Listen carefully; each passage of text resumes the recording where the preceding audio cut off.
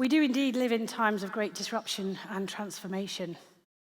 In my work for EY, I get to work every day thinking about what this means for the future of work. I'm a creative and I'm a branding leader. So I get to spend all day thinking about how does transformation affect work. And unless you've been living on Mars, you may have heard that automation and the robots will replace us all, if you believe the rhetoric. I'm very lucky. I have a really interesting job and I work with some extraordinary talented people. But it wasn't meant to be like that. When I was 7 years old, if you told me I was going to be a global branding leader for a professional services firm, I wouldn't have understood you, and even if I had, I would have almost certainly have started to cry. I grew up in a remote and rural part of England on the East Coast called Lincolnshire.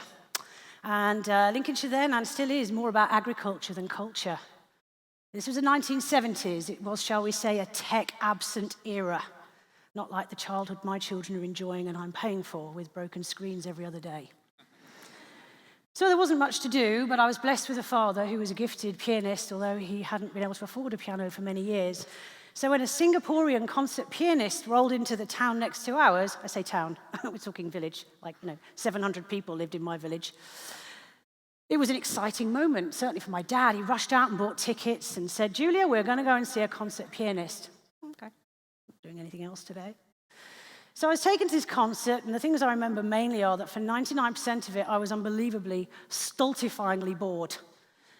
It seemed to go on forever. This man, the novelty wore off quickly, his huge hands flashing up and down the piano. I was so relieved when it finished. I remember feeling like, thank goodness we can get out of here.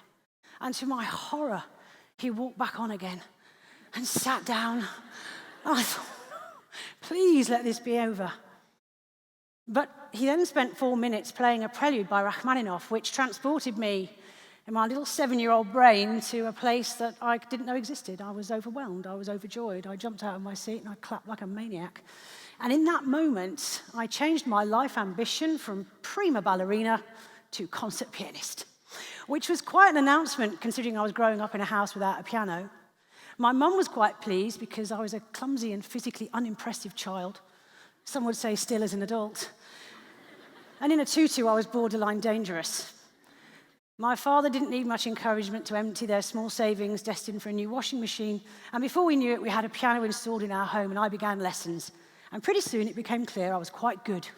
I was actually very good. I was a bit precocious and I was a bit of a brat, but I could play the piano. And my dad and I would spend hours together as he taught me, shouted at me, prodded me, and turned me into quite a good little musician. I leapt through the grades, and by the age of 14, I could play that piece by Rachmaninoff that man had played that night when I was so bored. And I was still fixed on my North Star. I was going to be a concert pianist. No messing with that. My father died 2 days after I took the last piano grade. I lost my companion, and I lost my inspiration. I also lost the man who would bully me into working a bit harder. And this spurred me on even more, actually, to do a diploma that he'd never had the chance to do. And then I was at London University doing a Bachelor of Honours in music. And I was a masterclass scholar at an international music festival. My goal seemed almost within reach. I was still fixed on becoming a concert pianist. And then something I could have done with knowing when I was about 18 was pointed out to me, and that was I wasn't going to be good enough. Feedback is a gift. Not good enough to be a concert pianist. Good pianist on a good day, very good, but not going to be an international concert pianist. Sorry about that, Julia. Nowadays, I can't help thinking that people would perhaps challenge that or get a second opinion, but I didn't. I just accepted it. Okay, not good enough. So in that moment, I went from aspiring concert pianist to failed concert pianist without a job, because while everyone else had been applying for internships and grad programs, I was busy in the practice room for 8 hours a day, wrestling with Bartok and whoever else, totally absorbed in my mission to become a concert pianist. So this left me with something of a problem. No job, no graduate career, late 80s, not a good situation to be in. My mother, with characteristic British understatement, described this as being in something of a pickle. It was actually a bit of a catastrophe. And my first experience of uncharted waters. So I converted my student job into a full-time job, and I was a gorilla in a theme park, walked around in a gorilla outfit. It wasn't all glamour. Sometimes I was the pirate on the ship that sailed the stagnant sea and walked the plank twice a day for the amusement of children. And in between times, I was teaching piano, which taught me I don't like children, a situation that has remained unchanged, even having two of my own. And I was an accompanist for often ungrateful soloists, and I became a sort of emergency on-call pianist for a theatre group whose resident pianist either had appendicitis or some sort of over-alcohol consumption during the interval.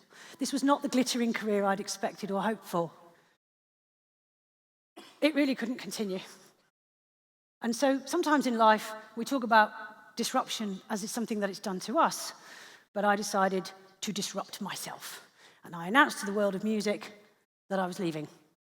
The world of music took this in its stride, by the way, and I was no great loss to the international piano scene. And so it was that in 1997, when the rest of the UK was mourning the tragic death of Princess Diana, I somehow got through the door of a job interview for a recruitment business. Everyone was very distracted in the UK that week. I remember it distinctly. And I don't wish to diminish the grief that the nation felt, but for me it was a huge opportunity. The lady who interviewed me only asked me two things.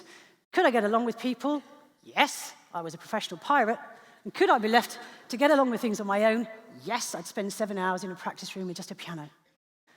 And she gave me a job, which was by any means slightly reckless because I couldn't actually do anything. It didn't matter. I had a suit, I had shoes I couldn't walk in, and I had a desk.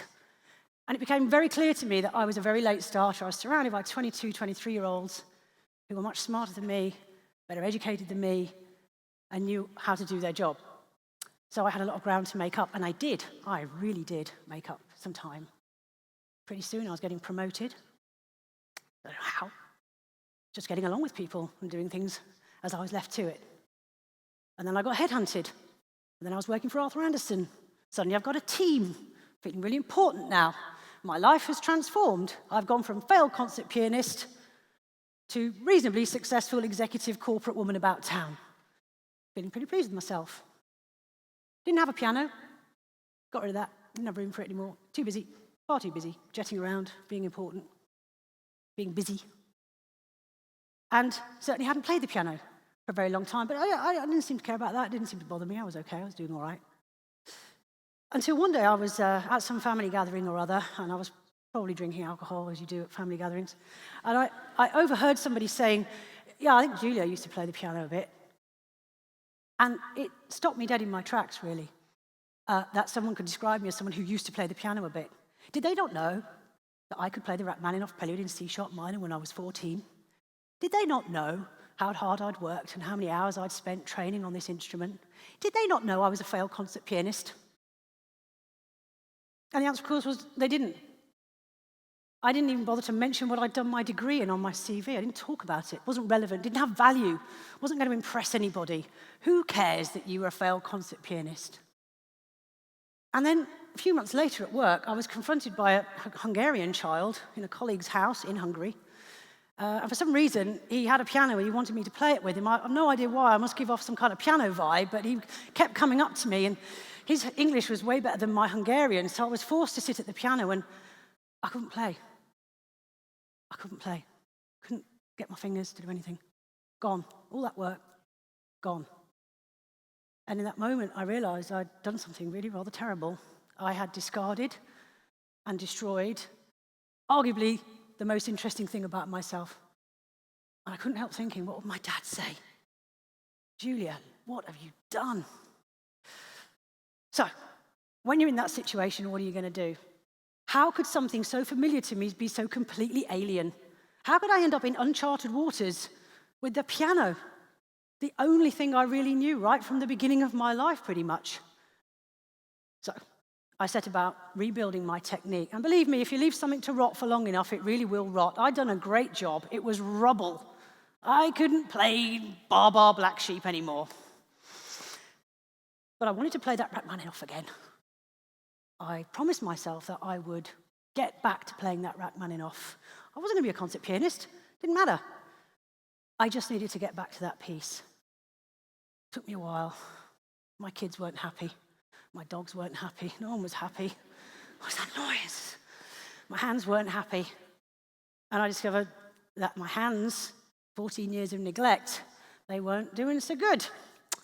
Turns out, got a little bit of arthritis creeping in. All those hours in the practice room, ironically, had damaged my joints. So now I've got urgency.